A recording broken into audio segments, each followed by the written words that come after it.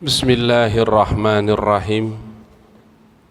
Assalamualaikum warahmatullahi wabarakatuh.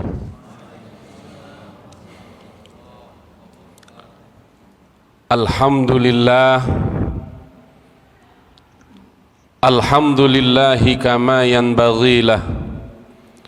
Wassalatu wassalamu ala man la nabiyya wa la rasula ba'dah.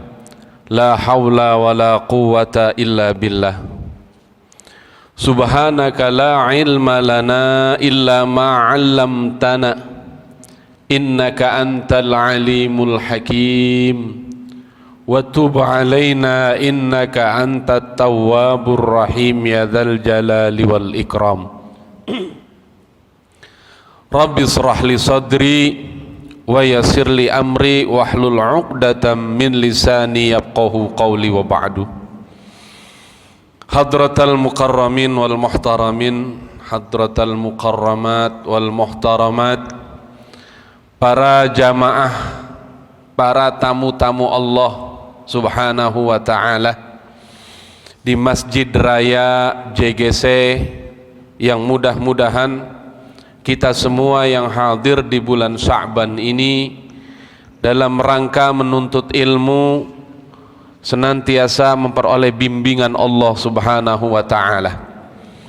Tentunya juga diberikan oleh Allah kekuasaan dengan taufiknya sehingga kita menjadi hamba yang besok ketika kita masuk ke bulan Ramadan adalah termasuk hamba Allah yang betul-betul siap secara mental maupun secara material dan spiritual.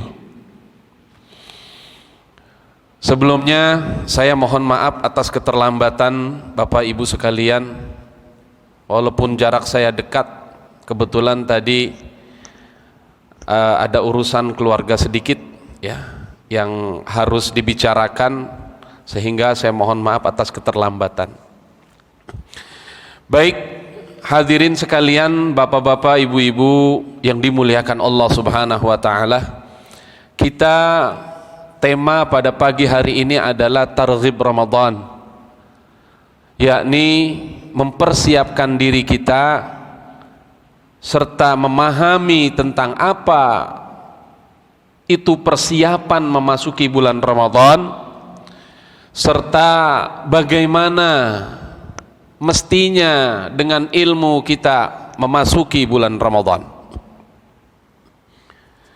Yang pertama-tama, sebagai manusia umumnya ketika di rumah kita ingin kedatangan tamu besar, ada seorang presiden, gubernur, wali kota sudah memberitahukan akan datang ke rumah kita pada tanggal sekian, sebaiknya sebagai hamba yang dianggap sehat secara fisik maupun jasmani, apa yang akan kita lakukan? Tentu yang kita lakukan adalah mempersiapkan rumah kita, lingkungan sekitar rumah kita agar steril, bersih, siap didatangi dan disinggahi oleh tamu agung tersebut. Begitu juga kita di bulan Sya'ban akhir ini, ketika kita akan sebentar lagi, kurang lebih 5 atau 6 hari lagi, kita akan bertemu dengan tamu agung, yakni Syahrul Mubarak, Syahrul Ramadan, bulan yang penuh dengan keberkahan, yakni bulan Ramadan. Sebelum kita membahas tentang keutamaan bulan Ramadan, bagaimana kita mempersiapkan diri kita di bulan Sya'ban ini? Yang perlu kita ketahui, bulan Sya'ban ini adalah nama lainnya Syahrul Isti'dadi li Syahrir Ramadan. Apa Bu? Syahrul Isti'dadi li Syahrir Ramadan, bulan persiapan kita untuk memasuki bulan Ramadan. Maka seorang mukmin yang betul-betul mempersiapkan dirinya untuk maksimal di bulan Ramadan diawali di bulan Sya'ban. Diawali di bulan Sya'ban. Kita harus tahu, ya. Maka kita harus membersihkan diri kita di bulan Sya'ban ini. Sebagaimana hadis sahih riwayat Ibnu Majah yang datang riwayat dari sahabat Nabi yang bernama Abu Musa Al-Asy'ari. Hadis ini sahih yang menjelaskan tentang keutamaan bulan Sya'ban. Hadis ini sahih. Rasulullah sallallahu alaihi wa alihi wasallam bersabda, kata Rasulullah, innallaha la yattali'u min nisfi fi lailatin nisfi min Sya'bana fayaghfiru li jami'il khalqi illa li musyrikin wa musyahinin. Kata Rasulullah, sesungguhnya Allah mencurahkan rahmatnya terdapat di malam nisfu Sya'ban dan bulan Sya'ban untuk apa? Fayaghfiru li jami'il khalqihi. Kata Rasulullah, Allah menurunkan rahmatnya dengan curahannya mengampuni dosa-dosa semua makhluk, li jami'il khalqi illa li musyrikin au musyahinin, kecuali dua golongan manusia yang nanti ketika masuk ke bulan Sya'ban berakhir masuk ke bulan Ramadan masih menempel dosa-dosa di dalam tubuhnya. Siapa dua golongan manusia itu? Kata Nabi, yang pertama yang enggak dibersihkan batin dirinya oleh Allah dengan dosa-dosa, ketika masuk ke bulan Ramadan, dia Ramadan masuk ke dalamnya masih membawa beban dosa, adalah dua golongan. Kata Rasulullah, yang pertama limusyrikin, orang yang menduakan Allah di dalam perilaku, i'tiqad hatinya dan ucapannya. Musyrik, ya gampangannya, kalau dia percaya dengan adanya pawang hujan selain ulama dan selain apa yang diajarkan oleh Rasulullah.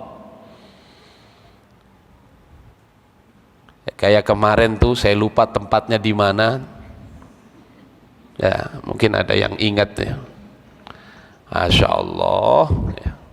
Itu kalau kita percaya video itu, wah orang ini hebat, secara i'tiqad kita akui dia orang yang hebat, maka kita musyrik. Maka kita besok masuk ke bulan Ramadan, kita masih membawa titik-titik noda karena tidak termasuk orang yang diampuni di malam bulan Sya'ban. Sallu ala Muhammad. Paham sampai di sini? Jadi sekarang kita dalam bermedia sosial harus bijak iman, harus bijak sikap. Jangan sampai karena salah dalam kita menyikapinya, iman kita bisa rusak. Apalagi ini mau masuk ke bulan Ramadan. Harus bersih dari sifat syirik kepada Allah.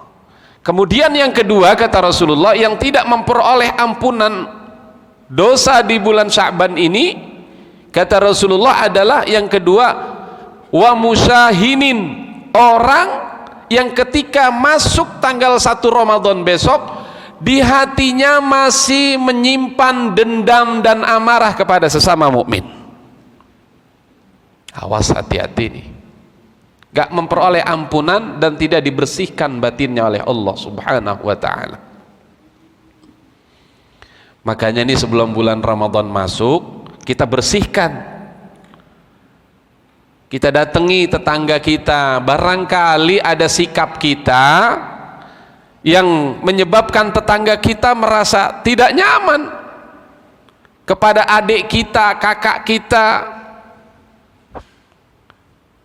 Suami dan istri juga minta maaf. Budayakan di setiap bulan Sya'ban. Saya kalau malam nisfu Sya'ban itu pulang nisfu ya, zikir ya, minta maaf sama istri. Ya, istri juga begitu, minta maaf kepada suami.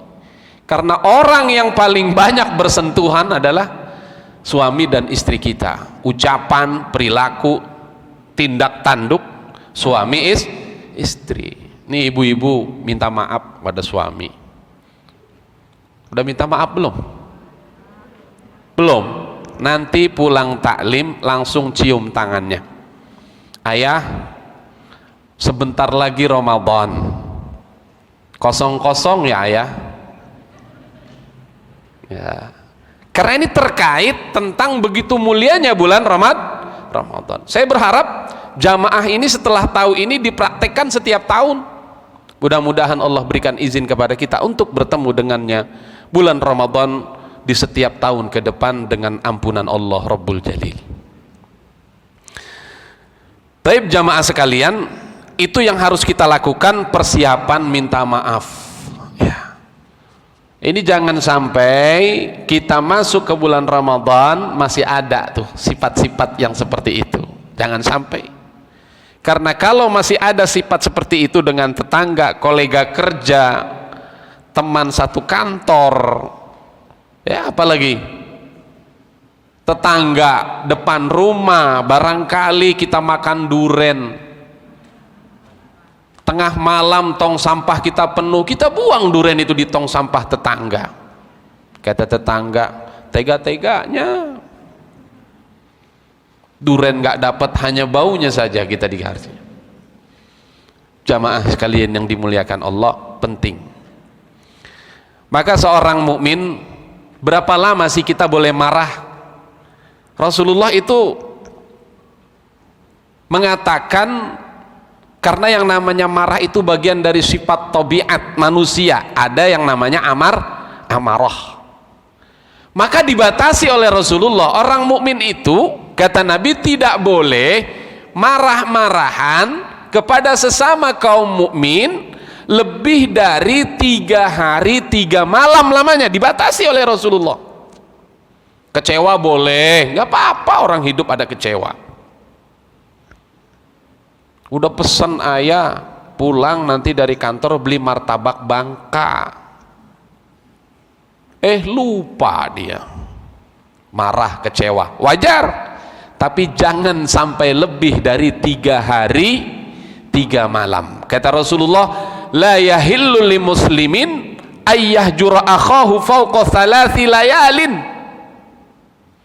Tidak halal, tidak kuperkenankan, tidak kuhalalkan umatku mereka bermarah-marahan lebih limitnya lagi dari 3 hari 3 malam lamanya. Gak boleh. Apalagi kalau sampai tahunan, na'udzubillah wal iyadzubillah. Kata Nabi, fayu'radu hadza wa yu'radu hadza wa khairuhuma yabda'u bisalam. Kalau mereka ketemu, mereka saling yu'radu, saling berpaling, mereka berpapasan, saling membuang muka dan wajah sambil kentut dari hidung. Tahu bu kentut dari hidung? Kalau orang marahan kan sering kentut dari hidung. Siapa tuh? Oh, si itu. Nggak boleh lebih dari 3 hari 3 malam. Awas, jangan sampai kita nanti tidak dipandang oleh Allah di akhirat, di hari kiamat, karena kita memutuskan tali silaturahmi. Awas, hati-hati. MHEN mohon, MF maaf, DR dari hati. Masya Allah, mudah-mudahan di sini nggak ada yang begitu. Datang, kalau masak yang enak-enak, Nabi sampai menggambarkan idza tabakhta maraqatan fa'akthir ma'aha wa tu'ahid jiranaka. Kalau masak sayur, Kata Nabi, banyakin kuahnya. Ini kalimat fa'aksir ma'aha, kata ulama muhadditsin, sigatnya sigat majazi, bukan hakiki. Mentang-mentang Nabi bilang banyakin kuahnya, kuahnya satu panci, ikannya 2. Kemudian tetangganya, ya ini sunnah Ustadz, bagi tetangga tuh kuahnya aja. Karena kata Nabi suruh banyakin kuahnya. Bukan, ini maknanya majazi. Kalau hakikinya, ya artinya kalau masa kita bagi tetangga kuahnya, kan begitu. Ini penting jamaah sekalian. Tapi ini persiapan kita masuk ke bulan Ramadan. Kemudian Nabi pernah bersabda, atakum Ramadan syahrul mubarak. Datang kepada kalian semua bulan Ramadan syahrul mubarak, bulan yang diberkahi oleh Allah Subhanahu wa taala. Ini jamaah sekalian, Rasulullah menyebutnya dengan kalimat syahrul mubarak. Artinya ada spesial, ada bukti bahwa beribadah di bulan Ramadan itu tidak sama dengan beribadah di bulan-bulan lain. Ini bulan spesial. Tidak ada bulan yang disebut dengan syahrul mubarak kecuali bulan Ramadan. Kalau bulan yang lain ada syahrullah, ya kan, syahru ummati. Kalau bulan Ramadan syahrul mubarak, kata Nabi, bulan yang dikhususkan buat umatku. Siapa yang maksimal memanfaatkannya, nalal barakah wal jannah, dia akan memperoleh ampunan, keberkahan dan surganya Allah. Amin. Amin dong. Ya Rabbal Alamin. Jadi jamaah, ini bulan Ramadan, jangan sampai kita nggak melakukan persiapan masuknya. Kalau sampai masuk ke bulan Ramadan tanpa persiapan, saya yakin seyakin-yakinnya akan begitu lagi. Maka ayo deh, mari kita sempurnakan persiapan kita. Kita target dari sekarang, ya Allah, saya niat Ramadan tahun ini akan saya jadikan Ramadan yang terbaik sepanjang kehidupan saya. Niat dari sekarang. Ya Allah, saya niat kemarin hatam 3 kali, tahun ini akan saya tambahkan 3 lagi, ya Allah, menjadi 6 kali hatam. Siap nggak, Bu? Siap nggak, Bu? Kalau ibu-ibu agak berat karena ujiannya diberi porsi oleh Allah pahala yang lain, mempersiapkan sahur, mempersiapkan buka dengan takjilnya, itu pahalanya yang luar biasa buat ibu-ibu, insya Allah. Jadi jamaah, ini bulan yang dispesialkan oleh Allah. Ada hadis sahih yang dikatakan oleh Rasulullah, kata Rasulullah, idza jaa Ramadan, ketika datang bulan Ramadan, kata Nabi, futihat abwabul jannah, dibuka pintu surga, wa ghuliqat abwabun nar, dikunci pintu-pintu neraka, wa sufidatis sayatin, dan dibelenggu syaitan-syaitan. Jamaah, kalau baca hadis yang sahih ini, berarti Allah sudah mendesain 1 bulan Ramadan dikhususkan buat kita untuk secara nyaman betul kita beribadah. Tidak ada bulan selain bulan Ramadan yang Allah khususkan buat umat Muhammad dikasih fasilitas lengkap. Pertama, futihat abwabul jannah, kesempatan memperoleh surga dibuka lebar. Orang yang tadarus di bulan Ramadan pahalanya jauh berlipat-lipat, bahkan ribuan lipat di bulan Ramadan. Wa amaluhu mudha'afun, amal-amal di bulan Ramadan dilipat ganda oleh Allah. Nggak ada yang begitu, hanya di bulan Ramadan spesial. Wa ghuliqat abwabun nar, peluang masuk ke pintu neraka dikunci, ditutup oleh Allah. Wa sufidatis sayatin, dan setan-setan dibelenggu. Saya penasaran, kok setan dibelenggu masih banyak yang nggak puasa. Ini kan pertanyaan muncul ya. Ini hadis sahih. Kenapa syaitan dibelenggu kok masih banyak? Ya nggak puasa, yang di pinggir jalan, pasar-pasar, di warteg-warteg hanya ditutup jaring saja. Begitu kita lihat di dalamnya isinya banyak manusia yang lagi sahur kesiangan. Kenapa begitu? Ternyata wasufidatis sayatin, syaitan-syaitan dibelenggu itu adalah gembong-gembongnya syaitan. Yang syaitan kelas-kelas berat itu dibelenggu. Kalau yang kroco-kroco masih. Paham jamaah? Jadi syaitan yang kroco-kroco masih. Loh, kalau kita masih bisa dipengaruhi oleh setan yang kroco, berarti kita makhluk yang kroco juga. Daya godanya ringan. Tergantung sebuah keimanan kita kepada Allah menjalani bulan Ramadan. Sudah dipersiapkan oleh Allah 1 bulan, bulan Ramadan, begitu dilipat gandakan amal, setan dibelenggu, pintu rahmat Allah dibuka. Hanya di bulan Ramadan sudah spesialkan buat kita. Masa kita masih nggak maksimal juga? Ini istimewanya. Kenapa bulan Ramadan dinamakan Syahrul Mubarak? Itu tadi, karena ini bulan sudah didesain oleh Allah, dipersiapkan buat kita agar memperoleh ampunan dan rahmatnya. Mulai dari pertama sampai hari terakhir, ditambah 10 akhir Ramadan dengan yang namanya malam Lailatul Qadar. Jadi dari awal. Ada jamaah saya yang tanya, Ustadz, ada hadis yang pernah saya dengar begini bunyinya. Bulan Ramadan itu awaluhur rahmah, awalnya rahmah. Kemudian pertengahannya adalah maghfirah. Dan akhirnya adalah itqum minan nar. Itu hadis adanya di kitab Durratun Nasihin. Ternyata itu hadisnya hadis dhaif ya. Karena secara matan, secara sanad hadisnya dhaif. Secara matan menurut saya bertentangan. Karena Ramadan ini Syahrul Mubarak, rahmat dan ampunan itu dari awal Ramadan sampai terakhir. Kalau nungguin pertengahan baru dapat maghfirah, rugi dong kita berarti. Betul nggak?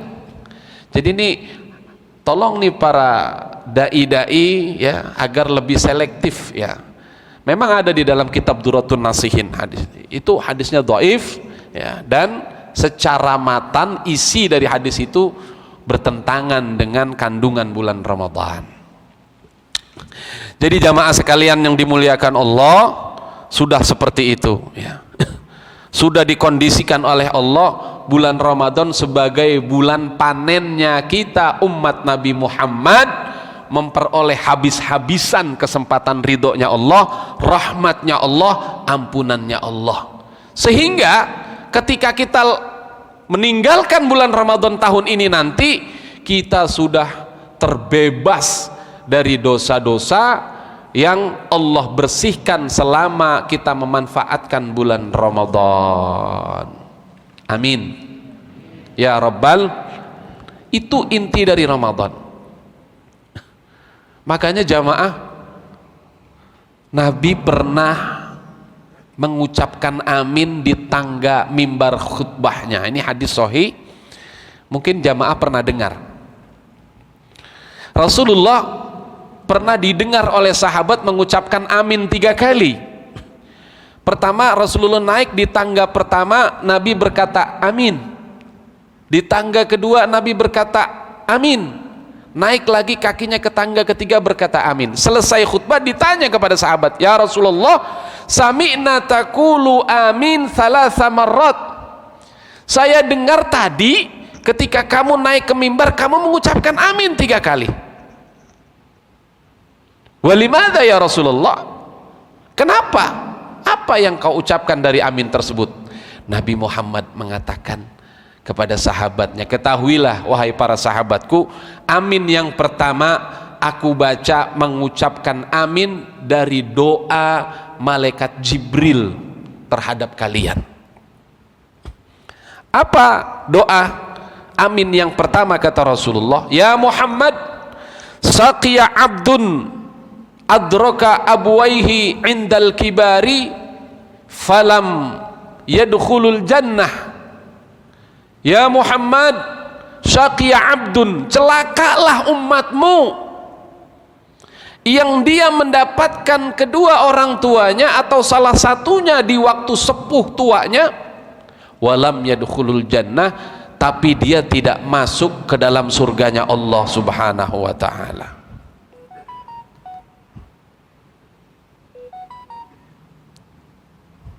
Panggilan. Bapak Ibu sekalian, awas, itu doa malaikat Jibril. Yang pertama, celaka, saqiya abdun, Muhammad hambamu akan celaka kalau dia mendapati ibunya dalam keadaan tua renta di dalam rumahnya, tapi dia nggak maksimal dan tidak memperoleh surganya Allah. Padahal pintu surga sedang dibuka oleh Allah untuknya lewat ibunya yang tua renta. Jamaah yang dimuliakan Allah, beberapa bulan yang lalu saya baca berita di Detikcom, di daerah Kalimantan ada seorang nenek tua renta yang memiliki anak dua. Yang satu keluar negeri TKW, yang satu di rumah menunggu ibunya. Ibunya meninggal, anaknya meninggal yang menunggu, dan lost kontak dengan saudaranya yang di luar negeri. Ibunya ini terlunta-lunta makan mengharapkan belas kasih tetangganya, ternyata sampai akhirnya meninggal dan membusuk tidak ketahuan. Allah, saqiya abdun, mestinya pintu surga sedang terbuka buat dia. Kenapa orang tuanya ada di dalam rumah seolah-olah dia jijik?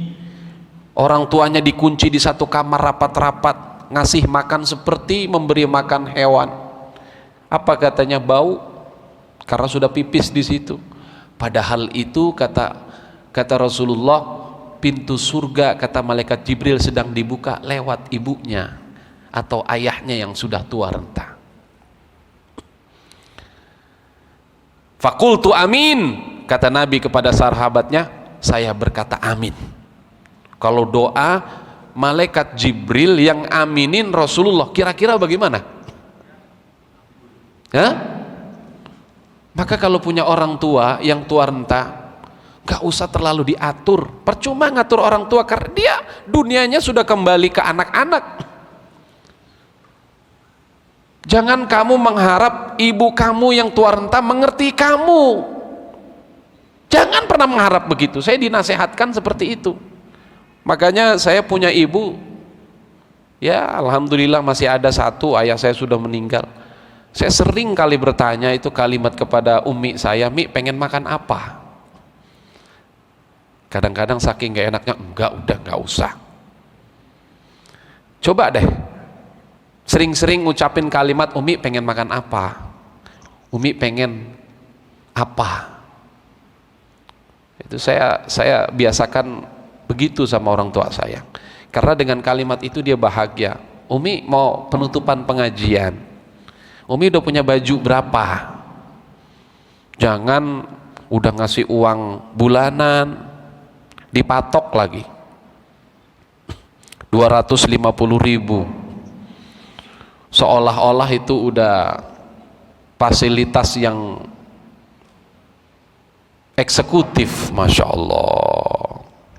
Saqiya abdun, celaka umatmu Muhammad yang mereka ditinggalkan orang tua yang tua renta tapi dia gak masuk surga. Makanya nih kalau yang masih punya orang tua urusin. Kadang-kadang orang tua kalau anaknya banyak, anaknya doang yang banyak, tapi kadang-kadang anak-anaknya menolak satu persatu. Rumahku sempit. Ada yang rumahnya besar, rumahku memang besar, anakku banyak. Ada lagi yang gak punya anak, aku takut gak keurusan, di rumah sepi, tinggal ibunya bingung mau di rumah siapa saya ini. Mudah-mudahan di sini gak ada yang seperti itu. Kemudian ditanya lagi, kemudian amin yang kedua ya Rasulullah. Amin yang kedua kata Rasulullah, ini dia, kata Jibril, ya Muhammad, saqiya abdun adraka Ramadan falam yughfarlah. Celaka umatmu Muhammad yang dia diberikan kesempatan oleh Allah bertemu dengan bulan Ramadan, falam yughfarlah, tetapi dosa-dosanya fansalakha, ya ada hadisnya itu kurang lengkap, fansalakha falam yughfarlah. Celakalah umatmu Muhammad yang mereka diizinkan Allah bertemu dengan bulan Ramadan, fansalakha, kemudian berakhirlah bulan Ramadan itu, falam yughfarlah, tapi dia tidak memperoleh ampunan Allah. Saqiya abdun, celaka umatmu Muhammad. Kata Nabi, faqultu amin, kemudian kuucapkan amin yang kedua. Jamaah, ini luar biasa. Garansi Ramadan kita itu yang setiap tahun kita hadapi ini bergaransi Jibril, ya, kemudian ber-ACC-kan Nabi kita Muhammad sallallahu alaihi wasallam. Maka jangan pernah bulan Ramadan kita sepelekan. Harus ada target dari sekarang. Saya kadang-kadang jujur, untuk Al-Quran saya secara pribadi, ya, saya jujur aja sama jamaah, saya tidak maksimal kalau khatam Quran itu, karena saya hampir siang dan malam sampai subuh. Kadang saya sahur di tempat masjid tempat saya ngajar, belum yang tidak saya mengajar, saya kedapatan jadwal subuh, tarawih, zuhur, kultum, ya. Nah, ini 2 minggu saya sudah ditelepon sama PT Gemala untuk kultum zuhur selama 2 minggu, minggu kedua dan minggu keempat. Nyaris zuhur saya nggak ada di rumah. Maka saya kadang iri, ya Allah, mudah-mudahan jalannya langkah saya berdakwah di bulan Ramadan ini sebanding dengan qiraah Qur'annya umatmu yang lain. Karena kalau saya tidak bergerak meninggalkan rumah ini, siapa yang bisa mengisi atau siapa yang bisa menggantikan saya secara mendadak? Jamaah sekalian, ayo, ini syahrul Quran. Bulan Ramadan namanya adalah syahrul Quran. Ada juga bulan Ramadan diberi nama dengan syahrun yuzadu fihi rizqul mu'minin. Ulama menamakan bulan Ramadan dengan kalimat syahrun yuzadu fihi rizqul mu'minin, bulan ditambahnya rizki orang mukmin. Betapa tidak ampunan Allah melimpah ruah, amalan berganjar luar biasa. Satu malam ada yang diberikan oleh Allah bonus bernilai khairun min alfi syahrin, hanya di bulan Ramadan, tidak ada di bulan-bulan lain. Maka dinamakan oleh ulama, inilah bulan panen rezeki umat mukmin. Apa yang nggak berkah di bulan Ramadan? Ada kisah lucu saya dengan anak saya ketika jalan-jalan ngebuburit, ya, karena anak saya kadang suka protes, Abi ayo dong kayak temen aku ngebuburit. Ayolah, ajak sekali-kali. Ada tulisan biji salak Rp 5.000 rupiah. Anak saya bilang dengan lugunya, Abi kok biji salak kalau bulan Ramadan empuk ya? Itu bukan biji salak. Saya bilang saking berkahnya bulan Ramadan, kalau di bulan Ramadan biji salak itu berubah menjadi empuk. Ini guyonan ibu-ibu. Saking berkahnya bulan Ramadan, rizki umat mukmin tidak hanya dalam bentuk pahala diberikan bonus oleh Allah, tapi dalam bentuk rezeki juga panen bulan Ramadan. Coba deh iseng-iseng kalau lagi melipir di pinggir jalan, tanya. Saya sering saya kalau lagi pas belanja ote-ote, bakwan, lontong, saya sering tanya sama ibu, berapa penghasilan kalau satu hari begini nih? Alhamdulillah Pak Ustadz, Ramadan mah berkah. Ini kadang-kadang nih habis belum jam 5:30 tuh udah habis saya. Dan luar biasa. Nanti sepi-sepi kalau udah mau lebaran tinggal 4 atau 5 hari baru mulai saya kurangi produksinya katanya. Semua tukang dagang seperti itu. Syahrun yuzadu fihi rizqul mu'minin, bulan ditambahnya semua rizki orang mukmin. Jangan takut. Nggak ada ceritanya nggak pakai baju baru orang mukmin itu di bulan Ramadan, di bulan Syawal. Makanya persiapannya itu di bulan Sya'ban, Syahrul Isti'dad, bulan persiapan menuju Ramadan. Kalau bisa yang berkait dengan sandang dan pangan itu dipersiapkan di bulan Sya'ban. Saya itu budayakan kepada istri kalau belanja ya di bulan Sya'ban. Ke Tanah Abangnya itu ya Sya'ban, badan segar, bugar. Jangan Ramadan waktunya tadarus Quran di rumah mondar mandir ke Tanah Abang, toab di Tanah Abang. Nah ini makruh seharian penuh di pasar ini. Kalau tawaf di Ka'bah pasti hasil, tapi kalau tawaf di Tanah Abang belum tentu hasil. Saya pernah nunggu istri saya, kamu kok nggak lama banget nggak ketemu yang cocok warnanya. Ya Allah, bagus pas di bulan Sya'ban, tidak di Ramadan. Maka budayakan persiapkan sandang pangan. Ustadz, duitnya kan nggak ada, lagi susah. Panjer dan di DP-nya di bulan Sya'ban. Bu Haji, saya DP dulu ya untuk kue apa biasanya yang enak? Nastarnya saya pesan nanti, tolong diantar ke rumah H-4 Syawal, nanti uangnya saya DP dulu, nanti pas antar saya lunasin. Tenang, nggak mikirin kue. Jangan Ramadan kita sibuk mondar mandir bikin kue, sibuk cari baju, nggak ketemu, nggak bisa tidur. Kamu kenapa nggak tidur kok? Kayaknya gelisah. Itu udah tinggal 2 hari, masa baju gamis aku belum ketemu pasangannya sampai sekarang. Biasanya ibu-ibu di sana begitu, kalau di sini enggak, insya Allah. Alhamdulillah. Jadi persiapan nih bulan Sya'ban, Syahrul Isti'dad li Syahri Ramadan. Ayo kita persiapin mental kita, spiritual kita dari sekarang, dibiasakan begitu. Jadi kita tadarus itu betul-betul tenang. Kue sudah ada di DP-nya, ya. Baju sudah lengkap, anak-anak sandalnya sudah lengkap. Mau ngapain kalau nggak tadarus? Betul nggak jamaah? Nah ini kita harus mempersiapkan betul.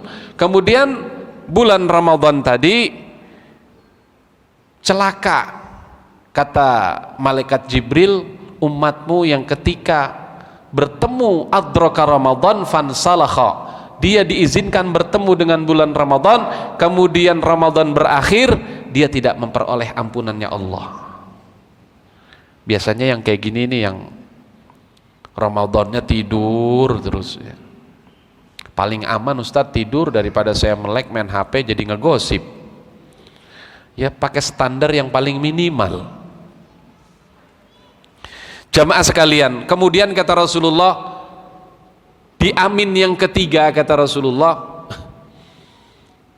Syaqiya Abdun Muhammad, kata malaikat Jibril, celaka umatmu yang jika disebut namamu falam yusalli, dia tidak bersolawat kepadamu. Jamaah, sallu ala Muhammad. Celaka yang ketika disebut namamu Muhammad, dia tidak bersolawat kepadamu. Jamaah, ayo kita sediakan waktu yang takhussuhu bis solawat. Waktu-waktu ada yang kita khususkan untuk membaca solawat. Kapan? Di Jumat ketika menjelang asar, itu waktu yang sangat ijabah kata Nabi. Baca istighfar, baca solawat perbanyak. Bahkan ada orang ulama yang sampai baca solawat sehari 1000. Masya Allah. Ada satu presiden yang saya lihat biografinya itu, namanya Ramzan Kadyrov. Kenal gak Bu? Ya nggak kenal, orang bukan orang Indonesia. Orangnya gagah, ganteng, presiden Chechnya. Itu mulutnya nggak pernah beristirahat dari istighfar dan sholawat. Maka satu-satunya presiden yang dibolehkan masuk ke makam Nabi sampai ke batu nisannya hanya Presiden Ramzan Kadyrov. Kalau kita kan cuma di Raudhah aja ya Bu, itu pun kalau boleh ya kadang-kadang rebutan udah nggak muat. Ini beliau masuk ke ruangan sampai ke batu nisan Nabi. Betapa indahnya Rasulullah Sallallahu Alaihi Wasallam. Jadi jangan pelit dengan sholawat ibu-ibu ya, perbanyak sholawat. Sebelum subuh kita baca istighfar, kita baca sholawat ya, menenteramkan hati kita. Ajarkan anak-anak kita untuk bersolawat. Jangan cinta idola kepada yang lain. Kalau anak kita senang sholawat kan enak. Jangan punya idola anak-anak kita karena nggak pernah kita dekatkan dengan Rasulullah, idolanya malah aneh-aneh. Yang boleh hinggap di hati kita itu seorang tokoh hanyalah baginda Nabi besar kita Muhammad Sallallahu Alaihi Wasallam. Yang lain nggak boleh. Masa kita tanya anak kita, siapa manusia idola kamu? Jawabannya megaloman, Batman yang pakai celana dalamnya terbalik. Allah, Nabi Muhammad. Ada riwayat bahkan saking luar biasanya baginda Nabi besar kita Muhammad. Mungkin kalau baca sholawat nariyah tuh ada kalimat wa yustasqal ghamamu biwajhihil kirim. Wa yustasqal ghamamu, yang dengan wajahmu itu turun hujan. Orang yang sedang kesulitan biwajhihil karim, dengan wajahmu. Ada riwayat yang saya pernah baca, wallahu a'lam ini riwayat sahih atau tidak, saya pernah baca, itu ketika kering kerontang, banyak pohon yang binatang yang mati kekeringan, kakek Nabi Muhammad Abdul Muthalib tuh sering membalikan wajah Muhammad ke atas langit. Seperti itu nanti turun hujan. Sallu ala Muhammad. Wa yustasqal ghamamu biwajhihil karim wa ala alihi wa ashabi. Turun hujan bagi orang yang sedang kesusahan biwajhihil karim, dengan sebab wajah Nabi Muhammad sallallahu alaihi wasallam. Allah ya. Jamaah sekalian yang dimuliakan Allah, maka ibadah yang lain itu tidak ada seindah bulan Ramadan jamaah. Ayat yang turun saja saya yakin hafal semua nih. Surat Al-Baqarah ayat perintah berpuasa 183 atau 84? 183. Ya ayyuhalladzina amanu kutiba alaikumusyiyamu kama kutiba alal ladzina min qablikum.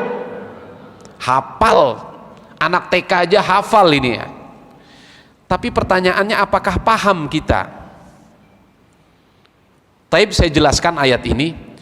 Ayat ini diturunkan oleh Allah dengan kalimat pembuka ya ayyuhalladzina. Ada harfun nida di awal. Setelah harfun nida itu jatuh kalimat amanu. Kata seorang ulama yang fakar dalam Al-Quran, Ali As-Sabuni mengatakan kalau ada ayat Al-Quran yang turun ayat pembukanya menggunakan harfun nida ya ayyuhal, setelah kalimat panggil itu jatuh kalimat amanu, kata beliau perhatikan betul. Tugas yang akan diberikan Allah pasti adalah tugas yang sangat berat. Jadi kalau semua ayat yang bunyinya diawali ya ayyuhalladzina amanu, perhatikan, pasti tugasnya tugas berat. Zakat, mendirikan sholat, berat. Puasa ini bukan perkara enteng jamaah. Kenapa menahan lapar dari pagi sampai ghurubus syams, kemudian tarawih, harus bangun sebelum subuh, makan terus selama 1 bulan ditempa. Berat. maka itu fungsinya Allah yang memanggil keimanan kita. Kenapa? Kata Imam Ali As-Sabuni, yang berat-berat dalam perintah Allah, kalau yang menjawab keimanan kita, yang berat itu akan terasa enteng dan mudah. Itu kenapa diawali dengan ya ayyuhalladzina amanu. Maka yang menjawab keimanan kita, kalau Ramadan iman kita siap, mental keimanan kita siap, insya Allah berhasil Ramadan kita. Jadi yang menjawab itu keimanan. Ibu-ibu juga kurang tidur, masak, buat sahur, capek. Kalau keimanan yang menjalani, terasa nikmat. Amin ya Rabbal. Ini ibu-ibu pahalanya luar biasa nih. Orang yang paling banyak panen Ramadannya ibu-ibu, kalau yang benar-benar memaksimalkan masaknya saja ya, kemudian mempersiapkan takjilnya saja, Masya Allah ya, itu luar biasa ibu-ibu sekalian. Baik ya. Kemudian ya ayyuhalladzina amanu, itu tugas berat. Tidak semua orang bisa melewati masa-masa sulit Ramadan. Maka berjaga-jagalah kita. Ini yang paling saya warning ya, perhatikan, garis bawahi ibu-ibu sekalian, bapak ibu sekalian. Yang perlu kita perhatikan adalah jangan sampai kita merusak pahala puasa kita. Ini yang paling penting, catatan penting ini untuk persiapan Ramadan di setiap tahun. Jaga-jagalah kita, jangan sampai menyebabkan rusaknya pahala puasa. Puasanya sah, tetapi tidak memperoleh apa-apa. Ini yang paling penting. Lagi puasa ngegosip, lagi puasa bikin berita hoak, yang dirugikan tetangganya lagi. Nah, ini jangan. Yang dirugikan rekan kerjanya, nggak boleh. Atau melakukan perilaku maksiat, jangan. Ini yang paling warning ya, saya katakan yang paling warning, jangan sampai puasa kita itu tidak memperoleh apa-apa. Maka kata Nabi dalam hadis, rubba shaimin, berapa banyak orang yang berpuasa, laisa lahu min siyamihi illal ju'i wal atas. Berapa banyak kata Nabi umatku yang berpuasa tetapi dia nggak memperoleh apa-apa, melainkan illal ju' wal atas, hanya cuman haus dan dahaga saja. Riwayat lain mengatakan rubba qaimin laisa lahu min qiyamihi illa ta'am. Berapa banyak orang yang beribadah qiyamul lail, tapi dalam ibadahnya itu dia nggak dapat apa-apa, illa ta'ab, kecuali cuman lelah doang. Nauzubillah wal iyadzubillah. Maka jangan sampai, kalau batal jelas, tapi kalau merusak pahala puasa ini yang kadang kita nggak sadar, maka kalau bisa interaksi itu dikurangi di bulan Ramadan. Kumpul-kumpul saya tuh jaga di tempat kerja, kadang kita nyadar, oh iya nih, ini kebablasan sebenarnya nih. Ya inilah resiko kalau kita ngumpul, lisan kadang-kadang jalan sendiri. Kita banyak menghindar, menyendiri dengan tadarus Al-Quran, karena syahrul Quran itu Ramadan, bulan Al-Quran, unzila fihil Quran, syahrul Ramadan, diturunkannya Al-Quran. Jaga. Pernah terjadi di zaman Nabi, ada orang haji ibadah, rubba qaimin, berapa banyak orang yang beramal beribadah, laisa lahu min qiyamihi illa ta'ab, dia nggak dapat apa-apa dari ibadahnya kecuali lelah dan letih. Dulu ada di zaman Nabi orang yang haji, cuman uang hajinya itu dari uang yang tidak halal, entah dia nipu tanah orang, menjual tanah orang dan lain sebagainya. Kalau dulu kan menggunakan onta haji itu, nggak ada yang pakai kendaraan. Kata Nabi, dia tidaklah memperoleh pahala haji, melainkan ontanya yang mendapatkan gelar haji. Karena yang diajak tawaf ontanya, dia itu, yang haji malah ontanya, dia tidak mendapatkan pahala haji. Laisa lahu min qiyamihi illa ta'ab, dia nggak dapat pahala apa-apa. Maka jamaah, yo ini bulan panen amal, bulan yang sudah didesain oleh Allah buat kita memperoleh apa yang kita nggak peroleh di bulan-bulan lain, hanya di bulan Ramadan. Musuh-musuh kita yang paling nyata itu syaitan, yang kelas berat dikunci semua sama Allah, tinggal yang kroco. Masa kita tergoda dengan yang kroco? Tadi saya bilang hanya hamba-hamba yang kroco saja yang bisa digoda oleh setan yang kroco.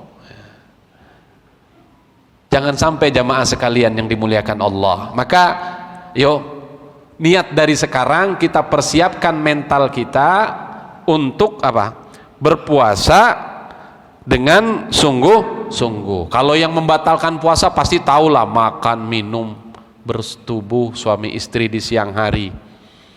Ini kalau yang sudah tua-tua saya yakin bisa menahan itu. Ini yang repot ujiannya kalau seorang remaja menikah di bulan Sya'ban akhir lagi. Iya. Kalau saya mending saya tunda lah demi Ramadan. Gak apa-apalah nunda 1 bulan ya, daripada bulan Ramadan. Ini perlu saya sampaikan gak ini yang membatalkan? Ya yang dinamakan, mohon maaf nih agak sedih, tapi ini ilmu ya, harus saya sampaikan ya. Mohon maaf ini ya. Yang dinamakan jima itu adalah yang membatalkan ketika kepala dari punya suami kita itu masuk. Kalau tidak, maka tidak dinamakan jima. Tidak penetrasi kemudian mengeluarkan air mani, maka itu hanya tidak kena kafaroh, hanya batal saja puasanya. Tapi kalau sampai nauzubillah masuk ya bagian yang terdepan itu, nah itu maka dia kena kafaroh. Kata Nabi pertama, dia harus apa? Puasa apa tuh? Apa itqu raqabah, memerdekakan budak. Budak tuh mahal harganya. Wah, luar biasa. Orang beli budak tuh mahal. Kalau nggak mampu, boleh dia memberikan apa namanya berpuasa sahraini mutatabi'ain. Puasa selama 2 bulan berturut-turut. Itu kafarahnya. Yang ketiga, kalau dia nggak mampu, dia memberi makan 60 fakir miskin, itu kafarahnya. Maka jangan deket-deket deh kalau nganten baru di bulan Ramadan kan. Cenderung makruh atau bisa merusak, minimal merusak pahala puasa. Kalau yang sudah tua mah enggak lah ya, udah berpikirnya sudah orientasinya betul-betul ibadah.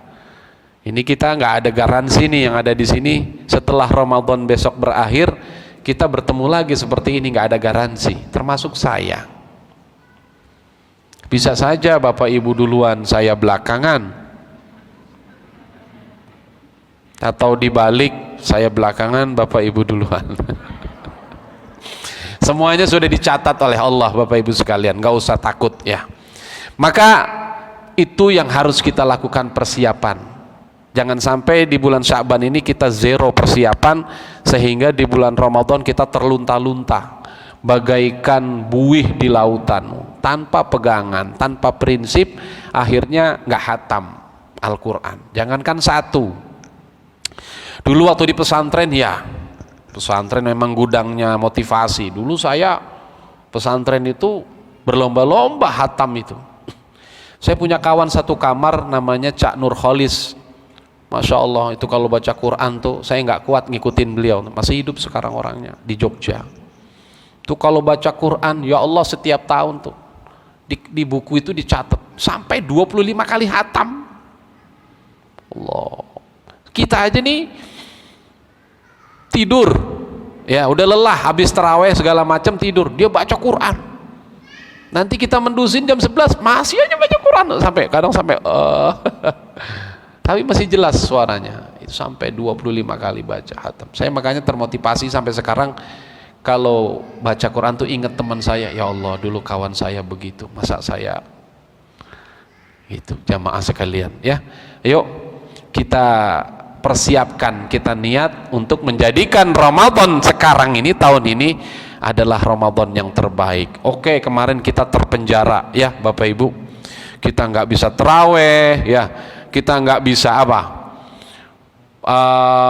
keluyuran lah, kita nggak bisa ikut kajian Ramadan, kita nggak bisa yang lain-lain yang secara formal, kita di rumah saja. Dan itulah saya pengalaman kemarin kita semua ya, alhamdulillah bisa maksimal Ramadannya, tapi ibadah yang secara personal karena kita full di rumah ya Bapak Ibu. Nah sekarang nih ya, kalau bisa walaupun dengan kesibukan kita di kantor, di tempat kerja, usahakan bisa maksimal lagi. Baik, itu saja Bapak Ibu sekalian. Barangkali dari apa yang saya paparkan ada hal-hal yang ingin ditanyakan, bisa saya persilahkan ya. Assalamualaikum warahmatullahi wabarakatuh.